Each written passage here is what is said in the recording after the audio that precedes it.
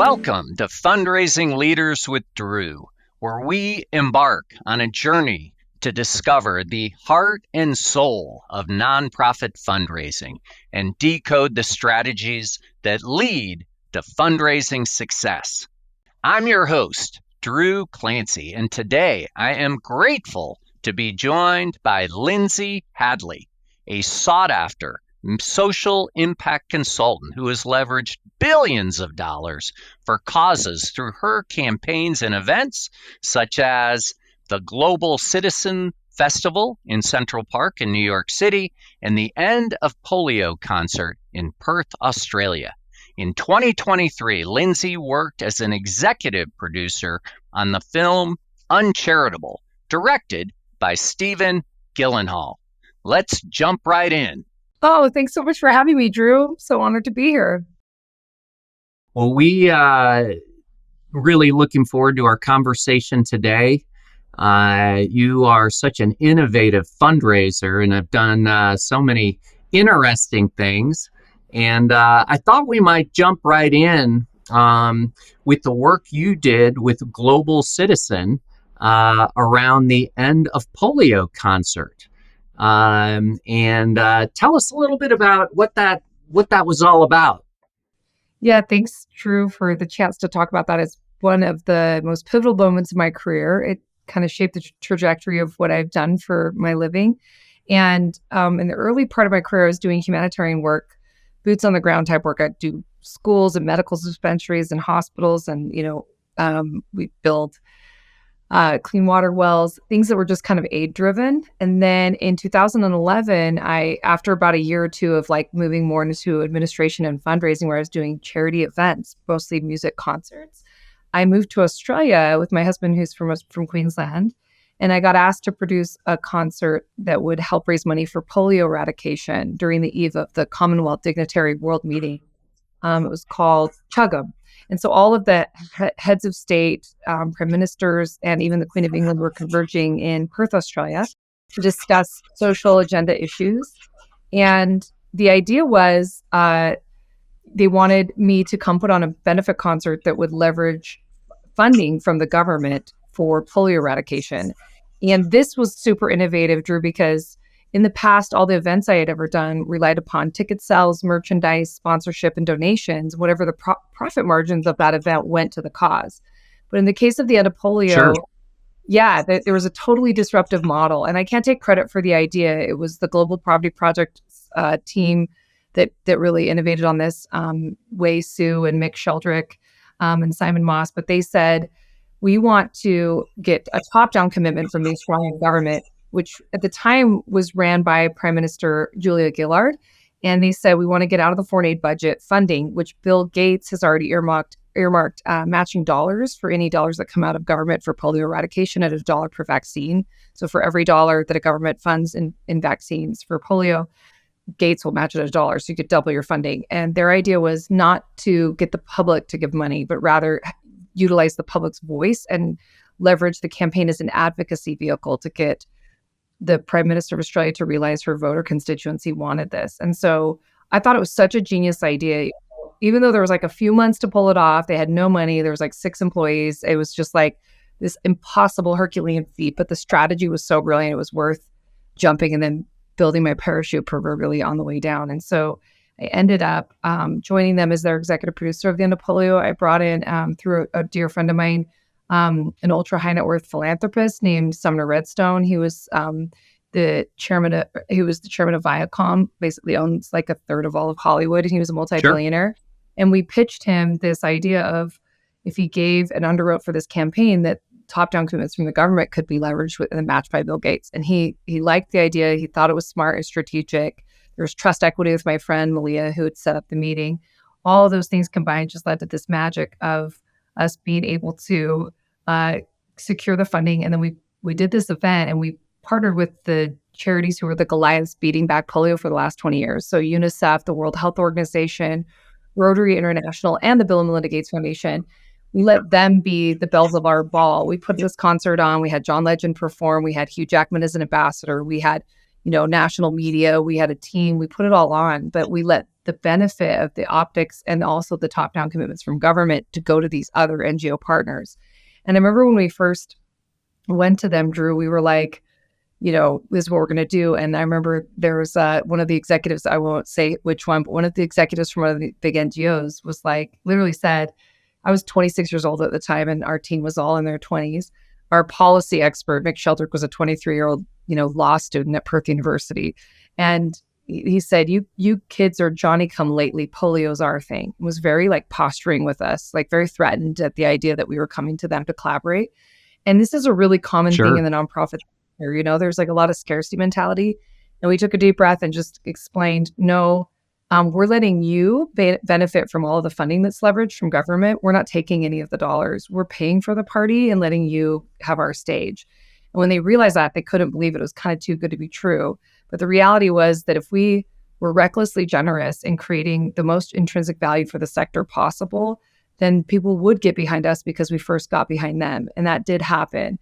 And 30,000 petitions were signed in less than a week. And we got a meeting with the Prime Minister, which was the most rehearsed pitch of Mick Sheldrick's life, this policy expert. He explained why polio and how the voters had it and how Hugh Jackman and John Legend were involved and the optics and Bill Gates' matching and all of it. And so the following morning to our press conference, to our concert, there was a press conference where she announced her funding commitment matched by Bill Gates for a total of $118 million for polio. And I just remember I was sitting on the front row. I was actually in the second row because the front row was one of those executives that had been a little less than savory when we first met, And he turned around and said, how did you kids pull this off? He just couldn't believe because they had tried for 20 years to get out of the foreign aid budget funding from Australia. And we did it in 4 months. And the reason why is we built something that was bigger than the sum of its parts. We didn't ask people to get behind what we wanted. We built something that was a platform or a meta campaign or a narrative. And another way of describing it is we were a choir conductor and we got everyone to sing the same song. And so like a rising tide, all the boats went up. And so that I basically tripled down on that. The rest of my career ended up doing it in Central Park, which ended up being called Global Citizen Festival as the executive producer of that and the chief development officer there and one of the founding members of that initiative. And we ended up leveraging billions of dollars from the world's governments and corporations and ultra high net worth people for the sustainable development goals and the purview of ending extreme poverty. And we did all that by building like a meta campaign or a meta initiative that benefited this sector at large instead of just ourselves as an NGO. Wow. Yeah, talk a little bit more about what you did there in Central Park and the strategies you used and how building upon the success that you had in Australia. Well, that's so fun because it's just one of those great things as any entrepreneur or anyone trying to do something. You just put one foot in front of the other and then you try to be as audaciously opportunistic and positive as possible with what opportunities come your way. But after Sumner Redstone had donated $1.5 million to put on this concert that we put on, and then $118 million had been leveraged from top-down commitments from Gates and the Australian government. We then actually took that same exact strategy to the World's Oyster in Central Park during the United Nations General Assembly meeting. And would you guess that billionaire Sumner Redstone was pretty pleased that his $1.5 million turned into $118 million in impact as an ROI within 4 months? That's a pretty good bet. It's a pretty good bet for any investor. I'll say. So he gave us another $1.5 million, and Gates was so pleased with what we'd done. He gave us $1 million. So now we had $2.5 million.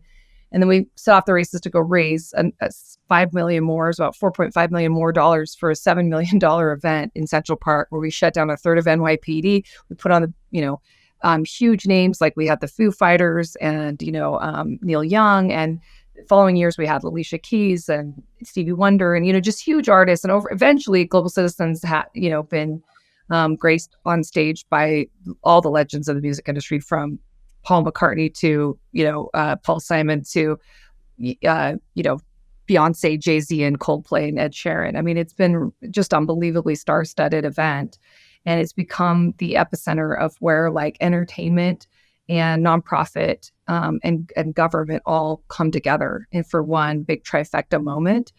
And we've used that platform and the optics to leverage top-down commitments. But the fun, unique part about it is all 60,000 people on the Great Lawn that earn their tickets, they earn them by taking actions on globalcitizen.org. So they can sign petitions, share video, make donations, buy products, they share content. They can do things that actually are gamified where they earn rewards to earn the tickets.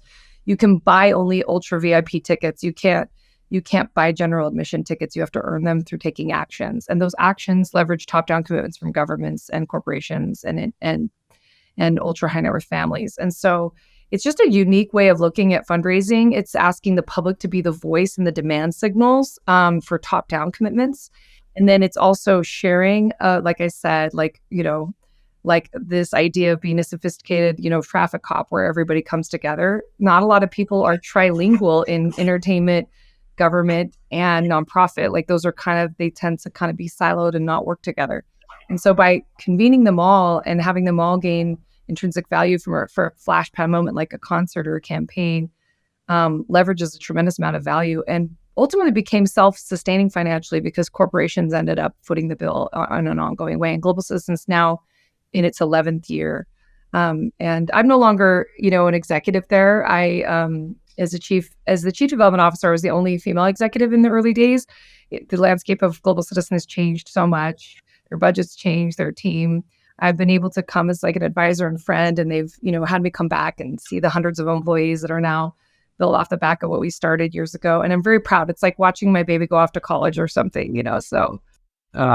So great. So great. Lindsay, take us behind the scenes. So you're going to meet with Summer Redstone. You're going to meet with the Gates Foundation. You're going to pitch one of these audacious ideas. How do you approach that? How do you kind of get ready for it? And how do you decide what it is you're going to say or who you're going to bring along to make something truly audacious like that happen? Oh, Drew, that's such a great question because, I think sometimes when I tell these stories, people are like, well, that's super convenient for you. You had Hugh Jackman as an ambassador. You can, get any meeting, or you had access to the Bill and Litigate's team. So if you're a smaller nonprofit or you're a fundraiser in your own purview, what I recommend, and I've consulted, by the way, I had a consultancy at Post Global Citizen for 10 years where I helped people with their fundraising. I helped, A-list celebrities, multinational corporations, and startups, tiny little NGOs that kind of just were like being born, grow and build strategies to fundraise. So the first thing I tell people is start with what is called a canvas analysis of your relationships. How you get in front of people is more important than even when you're in front of them, I think. Because when you're in front of them, if you have something with intrinsic value, then how you pitch them and what you say should have value. So one thing I do not believe in, and I'm like allergic to in nonprofit, is the idea of like coming with your hands open, like alms for the poor, like beggar. Like, hey, please, sir, can I have some more? Like, I'm doing good and you should care because it's the right thing and there's warm fuzzies and points in heaven to be earned. Like, that's not the posture I like to go into, and which is, I believe, an intrinsic reason why I've been so successful in fundraising. I believe in truly bringing value to others. I don't see high net worth people and corporations and foundations as ATMs. I see them as individuals with their own purview, their own goals, their own objectives, the things they care about. And I want to make sure I'm helping them accomplish their goals. If what I'm doing has synergy with that, beautiful. Then I can show up and feel like Santa Claus. And my energy, my posture is like, you're welcome, not please help me, but rather, how fun is this? We are helping each other. And this is so recklessly generous of both of us. And those are the best relationships. Those are the most sustainable relationships. So the first thing I'd say, kind of going back there, is to say your posture and your energy and why, and you better have a lot of value. And the first thing I'd say before you even, people are more like, how do you get to these people?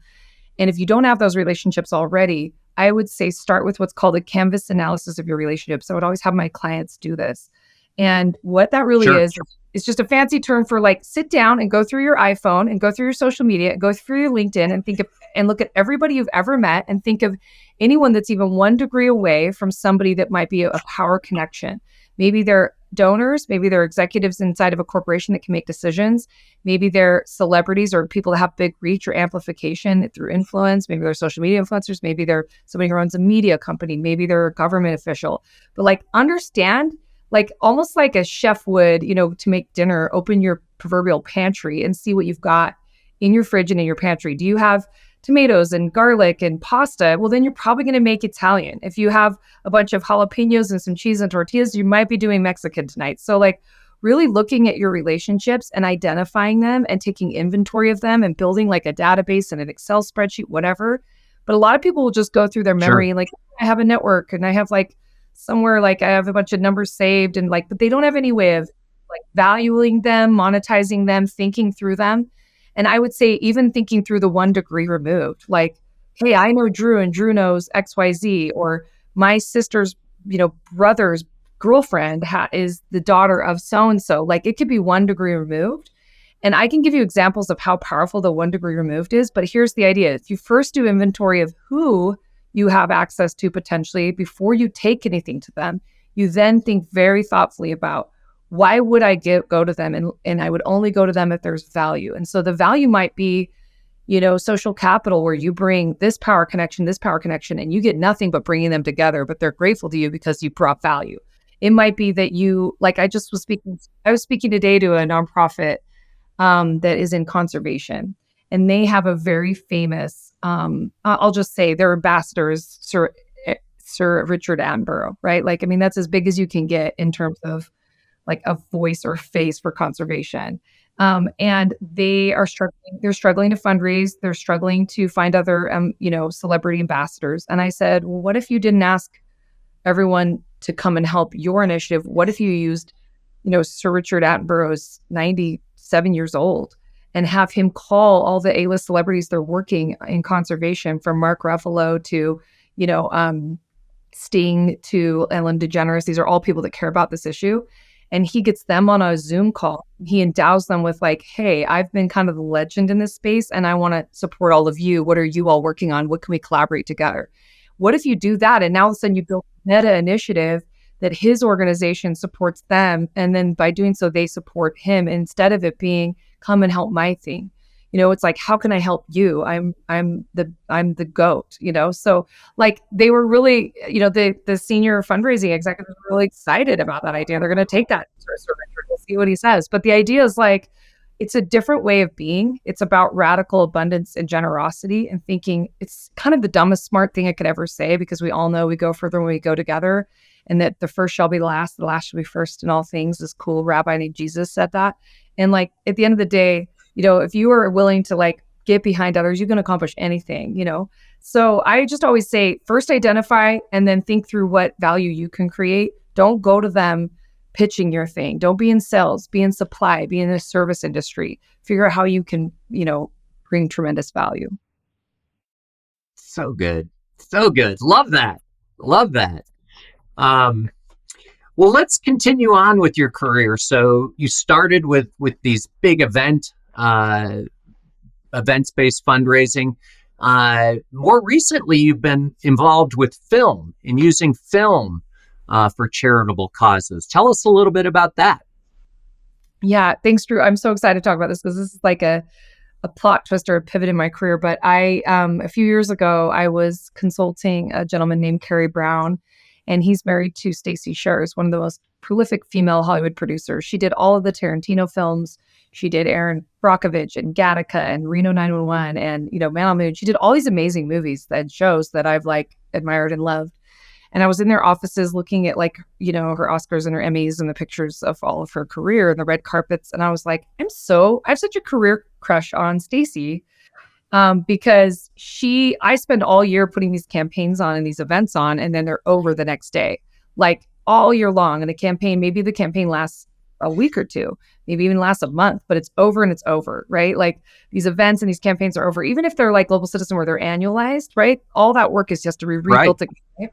And so, but the film is so different. And film, the reach is exponential. You can literally reach anyone on the planet who has access to viewership. And the idea that, I still watch It's a Wonderful Life, even though it's 75 years old, every Christmas, with my kids. So like this idea that it can be more evergreen, it has a longer shelf life, it can reach more people. It's just like, I'm an impact junkie, and I was just kind of geeking out over her career. And she just said, like, you're a bona fide producer. Why don't you just make films? And there was some weird moment where like this amazing professional was like, why don't you just do this? Give me this weird permission. And so I thought about it and was like, gosh, maybe. I mean, I don't know anything about the film industry, really, very little. I had done some impact campaigning around a documentary once, and I kind of gotten my toes wet, but like, I've never made a film. So the first thing I did was think about what film would I want to make? And I thought first I would try documentaries. They're easier. They're like lower hanging fruit, they're in terms of social impact and also funding. A really good documentary is usually like $1 to $2 million, I mean, that's like world-class film. And so, whereas like the average feature film, you're talking like, most of them decent ones that have decent names behind them are, 5 million plus to up to 60 million, Right. $100 million, So I was like, well, this is like an easier like segue into film. So I actually cold called Dan Pallotta, who did a very viral TED Talk that had really been a paradigm shift and a massively validating piece of material that had changed my life in education. It was called The Way We Think of Charity is Dead Wrong. It's a TED Talk by Dan Pallotta.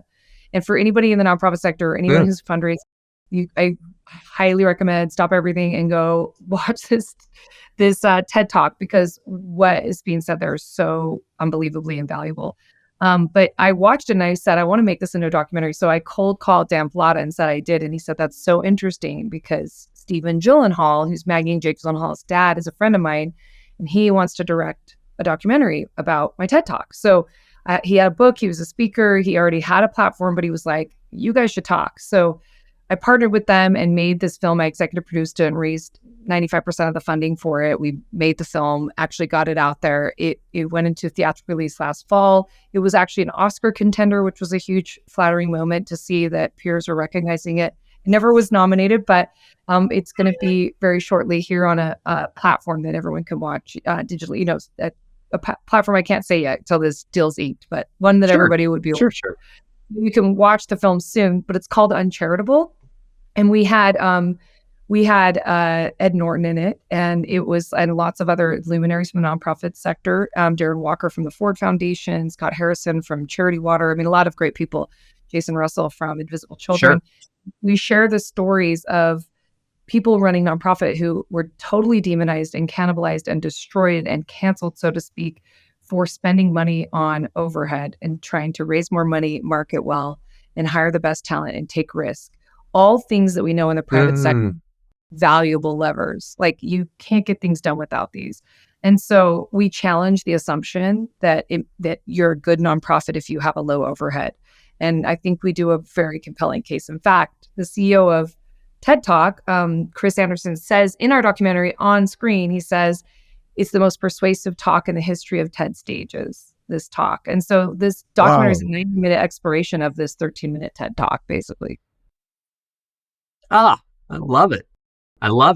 So is the plan to continue to do other documentaries, or what's next? Yeah, that's exactly right. Not just documentaries, but now feature films. So the film I just recently executive produced that's going into production in April is called Flash Before the Bang. It's starring Jessica Alba, and I'm executive producer alongside Matt Damon and Ben Affleck. And it's a true story of a high school running team in the 1980s that were all deaf that won state. And here's the fun part about the film.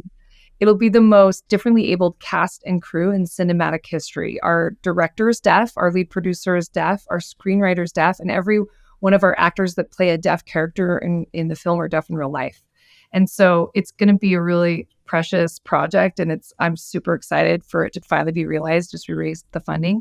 Part of the funding we got from investors, and then part of what we got from very generous benefactors, including Jim Sorensen, who's from where I am in Utah, who's a major benefactor and a very generous philanthropist and a leader in social impact. And he actually made a lot of his money developing the technology that we're kind of using right now, which is video conferencing. And he made it because he had a brother-in-law who was deaf. And so interestingly enough, here's this, billionaire who's made his money from this technology of helping deaf people communicate. And now he's giving back to a film that's a for-profit feature film that's telling the story of what it's like to be differently abled, and especially what it was like previous to the Disability Act, and to build more awareness and empathy.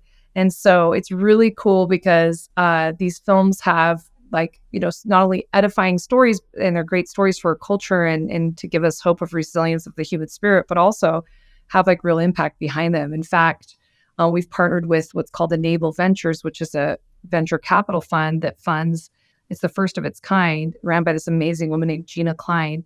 And this fund is basically investing in for-profit social impact companies that are supporting any kinds of technologies and or solutions for the differently abled population. And so we're helping get that fund some visibility whenever we can and support them as our impact partner.